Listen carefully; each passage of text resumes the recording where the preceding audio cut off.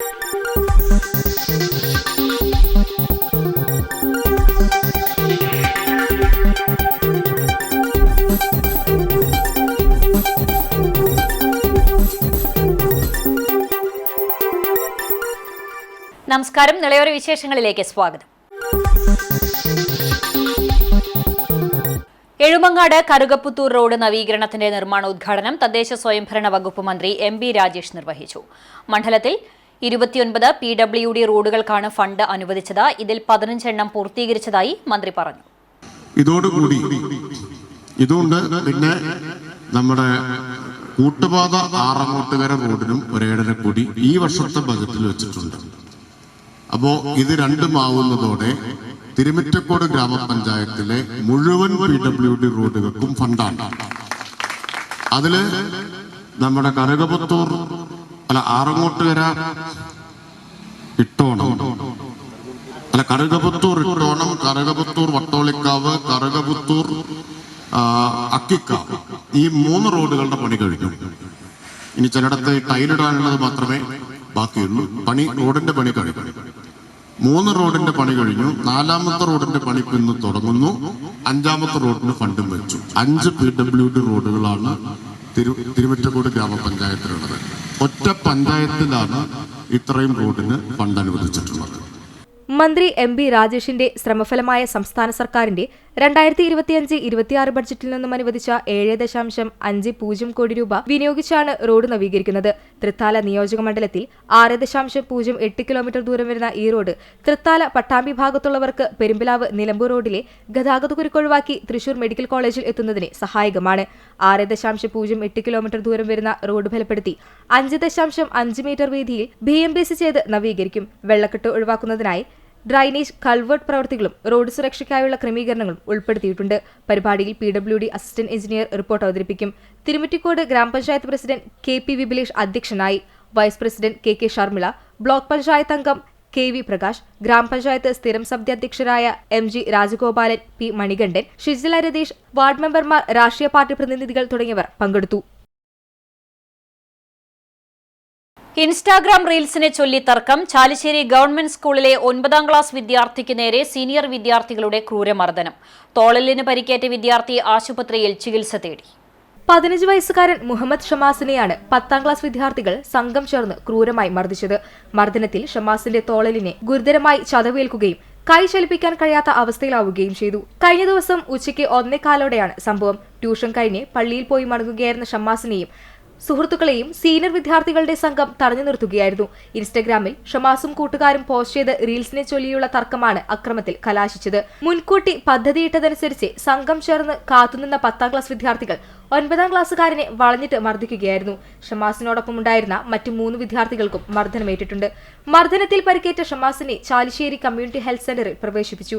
X-ray പരിശോധനയിൽ തോളിലിന് സാരമായ പരിക്കുണ്ടെന്ന് കണ്ടെത്തിയതിനെ തുടർന്ന് ഡോക്ടർമാർ വിദഗ്ധ ചികിത്സ നിർദ്ദേശിക്കുകയാണ്. സംഭവത്തിൽ ചാലിശ്ശേരി പോലീസിൽ പരാതി നൽകിയിട്ടുണ്ട്. സ്കൂളിന് പുറത്തുവെച്ച് നടന്ന അക്രമമായതിനാൽ സംഭവത്തിന്റെ ഗൗരവം വർദ്ധിച്ചു വരികയാണ്. ചാലിശ്ശേരി സ്കൂളിൽ 9, 10 ക്ലാസുകളിലെ വിദ്യാർത്ഥികൾ തമ്മിൽ മുൻപും ഇത്തരം ഏറ്റുമുട്ടലുകൾ ഉണ്ടായിട്ടുണ്ടെന്ന് നാട്ടുകാർ പറയുന്നു. കുട്ടികൾക്കിടയിൽ വർദ്ധിച്ചുവരുന്ന അക്രമവാസന രക്ഷിതാക്കളും അധ്യാപകരിലും വലിയ ആശങ്കയാണ് ഉണ്ടാക്കുന്നത്. സോഷ്യൽ മീഡിയയിലെ നിസ്സാര തർക്കങ്ങൾ ശാരീരിക ഉപദ്രവങ്ങളിലേക്ക് നീങ്ങുന്നത് തടയാൻ പോലീസും സ്കൂൾ അധികൃതരും രക്ഷിതാക്കളും സംയുക്തമായി ചേർന്ന് കർശനമായ മാതൃകാപരമായ നടപടികൾ സ്വീകരിക്കണമെന്ന ആവശ്യം ശക്തമാവുകയാണ്. ഞങ്ങൾ ട്യൂഷൻ കഴിഞ്ഞിട്ട് പള്ളി പോയി. അപ്പോൾ അവിടെ 10ാം ക്ലാസ്സുകാരൊക്കെ സ്കൂൾ ഇട്ടിട്ടാണ് ഉണ്ടായിരുന്നത്. അപ്പോൾ ഞങ്ങൾ റീൽസ് ഇട്ടതിൻ്റെ പേരിൽ ഒരു അടിക്കാൻ വേണ്ടിയിട്ട് തന്നെ വന്നത്. അപ്പോൾ ഞങ്ങൾ പള്ളിയിൽ നിന്ന് ഇറങ്ങാണ്ടായപ്പോൾ ഞങ്ങളെ കുറേ നേരം പറഞ്ഞ് ഇങ്ങനെ ഇറക്കി.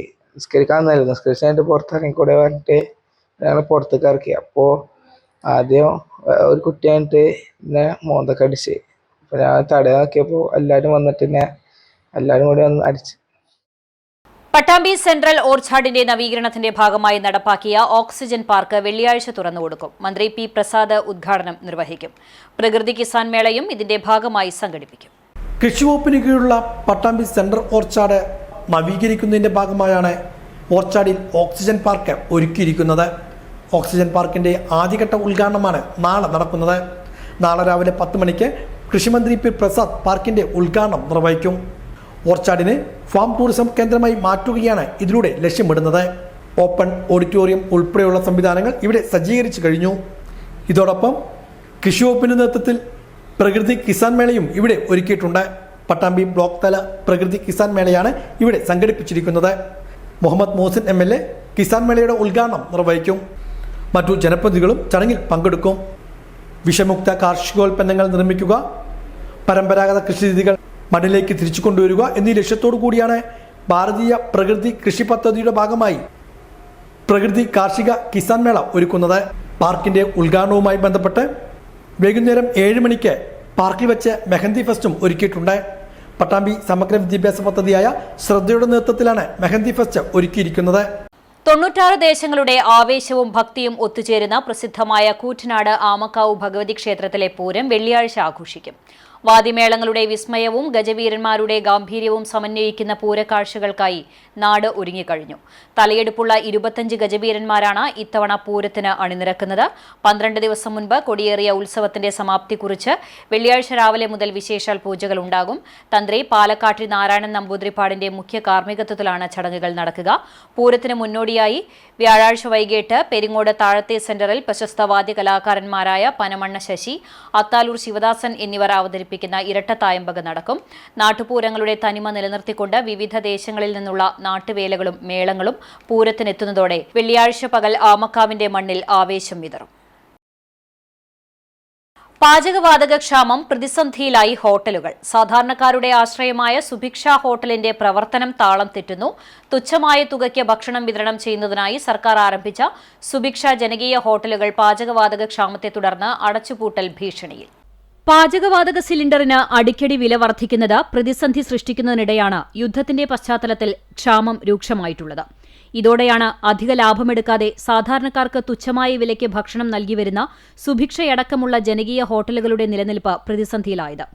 കുന്നംകുളം നഗരസഭാ കാര്യാലയത്തോട് ചേർന്ന് പ്രവർത്തിക്കുന്ന സുഭിക്ഷ ഹോട്ടലും ഈ പ്രതിസന്ധിയെ മറികടക്കാൻ കഴിയാത്ത സ്ഥിതിയാണ്.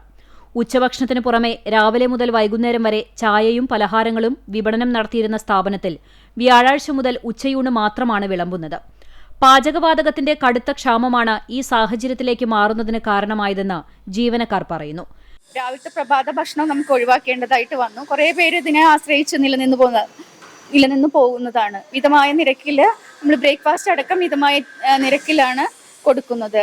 അങ്ങനെ നോക്കുമ്പോൾ ഒരു 500 പേര് ഇതിനെ രാവിലെ ആശ്രയിച്ച് കഴിയുന്നുണ്ട്. പ്രതിമാസം 70 കുറ്റി ഗ്യാസ് ഇവിടെ ഉപയോഗിച്ചു വരുന്നുണ്ട്. യുദ്ധത്തിന്റെ പശ്ചാത്തലത്തിൽ ഗ്യാസിന് ക്ഷാമം നേരിട്ടതോടെ ജീവനക്കാരുടെ ജോലിയെയും ബാധിക്കുന്ന അവസ്ഥയാണ്. കഴിഞ്ഞ 6 വർഷത്തിലേറെയായി പ്രവർത്തിക്കുന്ന സുഭിക്ഷ ഹോട്ടൽ കോവിഡ് കാലഘട്ടത്തിൽ പോലും അടച്ചുപൂട്ടൽ ഭീഷണി നേരിടേണ്ടി വന്നിട്ടില്ലെന്നും സുഭിക്ഷ കോർഡിനേറ്റർ സി അനിത പറഞ്ഞു. 6 വർഷം കഴിഞ്ഞു ക്യാൻറ്റീൻ തുടങ്ങിയിട്ട്. പക്ഷേ ഈ 6 വർഷത്തിൽ ഉണ്ടായ പ്രതിസന്ധികൾ, 2-3 കോവിഡ് പ്രതിസന്ധികൾ ഞങ്ങളെ ബാധിച്ചു. എന്നിട്ട് പോലും ക്യാൻറ്റീൻ പൂട്ടേണ്ടതായിട്ട് നമുക്ക് വന്നിട്ടില്ല. അതില് ഒട്ടുമിക്ക പേരും ഭക്ഷണമില്ലാതെ നമ്മൾ ഈ കുന്നംകുളത്ത് വിശന്നിരിക്കുമ്പോൾ അവർക്ക് ആശ്രയ കേന്ദ്രമായിട്ടുള്ള സ്ഥലമായിരുന്നു സുഭിക്ഷ ഹോട്ടല്. ഇനിയിപ്പോ പാചക പ്രതിസന്ധി കൂടിപ്പോയി കഴിഞ്ഞാൽ ഏറ്റവും കൂടുതൽ ആശ്രയിക്കുന്നത് ഇപ്പൊ മറ്റു ഹോട്ടലുകളിൽ പലയിടത്തും വില കൂട്ടിക്കൊണ്ടിരിക്കുന്നുണ്ട്. അപ്പൊ അത് അങ്ങനെയുള്ള അവസരത്തിൽ പോലും നമ്മൾ മിതമായ നിരക്കിൽ ഭക്ഷണം കിട്ടുന്ന ഒരു സ്ഥലം എന്നുള്ളത് കൊണ്ട് തന്നെ സുഭിക്ഷ ഹോട്ടലിനെ ആയിരിക്കും ഇനി കൂടുതൽ ആശ്രയിക്കുക. അതുകൊണ്ട് തന്നെ നല്ല രീതിയിൽ ഇത് മുന്നോട്ട് കൊണ്ടുപോകണമെന്നുണ്ട്. ഒരു മാസം ഞങ്ങൾക്ക് വേണ്ടത് 70 കുറ്റി സിലിണ്ടറുകളാണ് ഞങ്ങൾക്ക് വേണ്ടിയിരുന്നത്. അതാണ് പെട്ടെന്ന് സ്റ്റക്കായത്. ഇത്രയും നാളുകളായിട്ട് സിലിണ്ടറിലാണ്, ഈ ഗ്യാസിലാണ് നമ്മൾ ഇതിന്റെ പ്രവർത്തനം മുന്നോട്ട് പോയിക്കൊണ്ടിരുന്നത്. ഇനി വിറകിന്റെ ലഭ്യത എത്ര ഉണ്ടാവും എന്നറിയില്ല. അപ്പൊ ഞങ്ങൾക്ക് ബൾക്ക് കുക്കിംഗ് ആണ്. 700 പേർക്ക് തന്നെ ഉച്ചഭക്ഷണം ഉണ്ടാക്കിയിട്ടുണ്ട്. അപ്പൊ കിട്ടുന്ന വിറക് നമ്മൾ ശേഖരിച്ചു വെച്ചിട്ടുണ്ട്. ഇനിയിപ്പോ കൂടുതൽ രൂക്ഷമായി കഴിഞ്ഞാൽ ഈ വിറകിന്റെ ലഭ്യത എന്താവും എന്നൊരു ആശങ്ക നിലനിൽക്കുന്നുണ്ട്. പാചകവാതകത്തിന്റെ ലഭ്യത കുറഞ്ഞതോടെ വിറക് ഉപയോഗിച്ചാണ് ഇപ്പോൾ പാചകം നടത്തുന്നത്. വിറക് ഉപയോഗിച്ച് എത്ര കാലം മുന്നോട്ട് കൊണ്ടുപോകാനാകുമെന്ന ആശങ്കയും ജീവനക്കാർക്കുണ്ട്. ഗ്യാസിന് ക്ഷാമം ഇല്ലെന്ന് കേന്ദ്ര സർക്കാർ പറയുമ്പോഴും ഹോട്ടലുകൾ പലതും പൂട്ടേണ്ട സ്ഥിതിവിശേഷമാണ് നിലവിലുള്ളത്. പട്ടാമ്പി ഗവൺമെന്റ് കോളേജിൽ സംരംഭകത്വ ബോധവൽക്കരണ ശില്പശാല സംഘടിപ്പിച്ചു. നഗരസഭാ വൈസ് ചെയർപേഴ്സൺ അസ്ന ഹനീഫ ശില്പശാല ഉദ്ഘാടനം ചെയ്തു. ജില്ലാ വ്യവസായ കേന്ദ്രം പാലക്കാടിന്റെയും താലൂക്ക് വ്യവസായ കേന്ദ്രം ഒറ്റപ്പാലത്തിന്റെയും സംയുക്ത ആഭിമുഖ്യത്തിലാണ് പട്ടാമ്പി ഗവൺമെന്റ് സംസ്കൃത കോളേജ് സെമിനാർ ഹാളിൽ വെച്ച് സംരംഭകത്വ ബോധവൽക്കരണ ശില്പശാല സംഘടിപ്പിച്ചത്. പട്ടാമ്പി നഗരസഭ പരിധിയിലെയും പട്ടാമ്പി ഗവൺമെന്റ് സംസ്കൃത കോളേജിലെ ED ക്ലബ് അംഗങ്ങളിലെ സംരംഭക തൽപരർക്കായി സംരംഭം ആരംഭിക്കുന്നതിനുമുള്ള നടപടിക്രമങ്ങൾ, സർക്കാർ നൽകുന്ന സബ്സിഡി പദ്ധതികൾ, ബാങ്ക് ലോൺ, ലൈസൻസ്, ക്ലിയറൻസ് തുടങ്ങിയ കാര്യങ്ങൾ, സംരംഭങ്ങൾ വിജയകരമായി നടത്തുന്ന ആവശ്യമായ അടിസ്ഥാന മാർഗനിർദ്ദേശങ്ങൾ എന്നിവയിൽ അവബോധം നൽകുക എന്ന ലക്ഷ്യത്തോടു കൂടിയായിരുന്നു ശില്പശാല ഒരുക്കിയത്. വൈസ് ചെയർപേഴ്സൺ അസ്ന അനീഫ അധ്യക്ഷയായിരുന്നു. നമ്മൾ സ്ത്രീകൾക്ക് ഒരു കുടുംബത്തിന്റെ വിളക്കായി നിൽക്കാൻ മാത്രമല്ല, നമുക്ക് രാജ്യത്തിന്റെ കരുത്തായി മാറാനും അതേപോലെ തന്നെ നമുക്ക് എല്ലാ മേഖലയിലും നമ്മുടെ കഴിവുകൾ പുറത്ത് കൊണ്ടുവരാനും നമുക്ക് കഴിയും. അത് നിങ്ങളിവിടെ ഇരിക്കുമ്പോൾ തന്നെ നമുക്ക് ഒരുപാട് സന്തോഷം തരിക. പിന്നെ എടുത്തെടുത്ത് പറയണത് നമ്മൾ ഇവിടെ ഇപ്പോൾ ഒരുപാട് പേര് കോമേഴ്സ് സ്റ്റുഡൻസ് ഉണ്ടാവും. നമ്മൾ കോമേഴ്സുകാർക്ക് അറിയാം, നമ്മൾ ഒരു ബിസിനസ് പഠിക്കുമ്പോൾ തന്നെ ബിസിനസ് സ്റ്റഡീസ് തുടങ്ങുന്നത് മുതൽ ഡിഗ്രിക്കായാലും എല്ലാത്തിലും കാണുമ്പോൾ ബിസിനസ് എന്നൊരു ഹെഡിങ് കാണിച്ച് പിന്നെ പറയുന്നത് എന്താണ്, അതിൻ്റെ മീനിങ് തരുന്നതാണ്. Business is mean by risk എടുക്കാതെ ഒരു കാര്യവും നടക്കില്ല. റിസ്ക് എടുത്ത് നമ്മൾ കഷ്ടപ്പെട്ട് നമ്മൾ നേടിയെടുക്കുമ്പോഴാണ് അതിനൊരു കിക്ക് ഉണ്ടാവുള്ളൂ. അല്ലാതെ നമുക്ക് സുഖത്തിൽ എന്ത് കൊടുത്ത് തന്നു കഴിഞ്ഞാലും അത് അതേ ലാഘവത്തോടെ അങ്ങോട്ട് പോകും. പക്ഷെ നമ്മൾ റിസ്ക് എടുത്ത് നമുക്ക് കിട്ടുന്നതിൻ്റെ ഒരു സന്തോഷവും അഭിമാനവും എന്ന് പറയുന്നത് ചെറുതല്ല. നമ്മൾ ഒരു വ്യവസായം തുടങ്ങുക എന്ന് പറയുമ്പോൾ അത് നമ്മൾക്കൊരു ഉയർന്ന തരത്തിൽ നമ്മളൊരു ബിസിനസ്സുകാരിയാവുക എന്നുള്ളത് മാത്രമല്ല ഇവിടെ പറയാനുള്ളത്. മറ്റൊരാൾക്ക് കൂടി നമുക്ക് ജോലി കൊടുക്കാൻ കഴിയുക എന്നുള്ളതാണ്. കാരണം ഒരു സംരംഭം വരുമ്പോൾ ആ ഒരു മുതൽഹടി മാത്രം നിന്ന് കഴിഞ്ഞാലൊന്നും അവിടെ ഒരു കച്ചവടം നടക്കാൻ പോകുന്നില്ല. ഒരു ഉപ്പിലിട്ട ഒരു കാക്കോടെ രണ്ട് കുപ്പിയിൽ രണ്ട് ഉപ്പിലിട്ട കച്ചവടം നടത്തുകയാണെങ്കിലും അതും ഒരു ബിസിനസ് തന്നെയാണ്. ഒരു IT പാർക്ക് ഉണ്ടാവുന്നത് മാത്രമല്ല ഒരു ബിസിനസ് എന്ന് പറയുന്നത്. പക്ഷെ നമ്മളെല്ലാവരും നോക്കി കാണുന്നത് നമ്മൾ മറ്റുള്ളവർക്ക് കൂടി പ്രയോജനപ്പെടുന്ന തരത്തിൽ നമ്മളുടെ ബിസിനസ് കൊണ്ടുപോകുക എന്നുള്ളതാണ്. College principal doctor MR Rashmi, doctor P Sreeja, N Sreejith, നഗരസഭ കൗൺസിലർമാർ, ഉദ്യോഗസ്ഥർ തുടങ്ങിയവരും ചടങ്ങിൽ പങ്കെടുത്ത് സംസാരിച്ചു. സ്മാർട്ട് ആപ്പുകളും സംരംഭകത്വ ഇക്കോസിസ്റ്റവും എന്ന വിഷയത്തിൽ വിനീത ജോസഫും, വ്യവസായ വകുപ്പിന്റെ പദ്ധതികളും സേവനങ്ങളും എന്ന വിഷയത്തിൽ VS സുഹേലും ക്ലാസ് എടുത്തു. നാഗലശ്ശേരി ഗ്രാമപഞ്ചായത്ത് ജനകീയ ആസൂത്രണം 2025-26 വാർഷിക പദ്ധതിയിൽ ഉൾപ്പെടുത്തി പട്ടികജാതി വിദ്യാർത്ഥികൾക്കുള്ള പഠനോപകരണങ്ങൾ വിതരണം ചെയ്തു. ഗ്രാമപഞ്ചായത്ത് പ്രസിഡന്റ് ഡോക്ടർ TV നിഷ ഉദ്ഘാടനം ചെയ്തു. വൈസ് പ്രസിഡന്റ് KT മോഹൻദാസ് അധ്യക്ഷനായി. 3,72,750 രൂപ വകയിരുത്തിയാണ് 75 പേർക്ക് പഠനോപകരണങ്ങൾ വിതരണം ചെയ്തത്. വികസനകാര്യ standing committee chairperson T Haseena, ക്ഷേമകാര്യ standing committee chairman Mohanan Veliyamthadam, ആരോഗ്യ വിദ്യാഭ്യാസ standing committee chairperson KP Sulaikha, മെമ്പർമാരായ TU Udayan, Raveendran, advocate Farahath, assistant secretary TR Shaj തുടങ്ങിയവർ സംസാരിച്ചു. പരുതൂർ കൊടിക്കുന്ന് ക്ഷേത്രകുളത്തിന്റെ നവീകരണ പ്രവൃത്തികൾ തുടങ്ങി 75 ലക്ഷം രൂപ ചെലവഴിച്ചാണ് നവീകരണ പ്രവൃത്തികൾ നടപ്പാക്കുന്നത്. പൈതൃക പാരമ്പര്യം വിളിച്ചോതുന്ന പരുതൂർ കൊടിക്കുന്ന് ക്ഷേത്രകുളത്തിന്റെ നവീകരണ പ്രവൃത്തികളാണ് ആരംഭിച്ചിരിക്കുന്നത്. 75 ലക്ഷം രൂപ ചെലവഴിച്ച് നിർമ്മിതി കേന്ദ്രയാണ് ഇതിന്റെ നിർമ്മാണ പ്രവൃത്തികൾ നടപ്പാക്കുന്നത്. കൊടിക്കുന്ന് വെള്ളിയാങ്കല്ല് പാതയോരത്താണ് കുളം സ്ഥിതി ചെയ്യുന്നത്. ഏറെക്കാലമായി ശോച്യാവസ്ഥയിലായിരുന്നു കുളം. പടവുകളും പാർശ്വഭിത്തികളും തകർന്നു വീണ് ചളി നിറഞ്ഞു കിടപ്പായിരുന്നു കുളം. 1/4 നൂറ്റാണ്ട് മുമ്പ് കുളം കുളിക്കാനും മറ്റുമായി ഉപയോഗപ്പെടുത്തിയിരുന്നു. കുളം ഉപയോഗശൂന്യമായതോടെയാണ് മന്ത്രി MB രാജേഷിന്റെ ഇടപെടലോടെ കുളം നവീകരിക്കാൻ പദ്ധതിയായത്. 50 മീറ്റർ നീളവും 40 മീറ്റർ വീതിയുള്ളതുമാണ് കുളം. ആഴം കൂട്ടി സംരക്ഷണ ഭിത്തികൾ നിർമ്മിക്കുന്നതുൾപ്പെടെയുള്ള പ്രവൃത്തികളാണ് ഇവിടെ നടപ്പാക്കുക. കുളത്തിന്റെ നവീകരണത്തോടൊപ്പം പവലിയൻ, ക്ലോക്ക് ടവർ, ജലചക്രം, ശിലോദ്യാനം, ഏറുമാടം, ചുറ്റുമതിൽ, ആർച്ച് തുടങ്ങിയവയും പണിയും. ഇതോടെ നിളയോര വിശേഷങ്ങൾ സമാപിക്കുന്നു. നമസ്കാരം.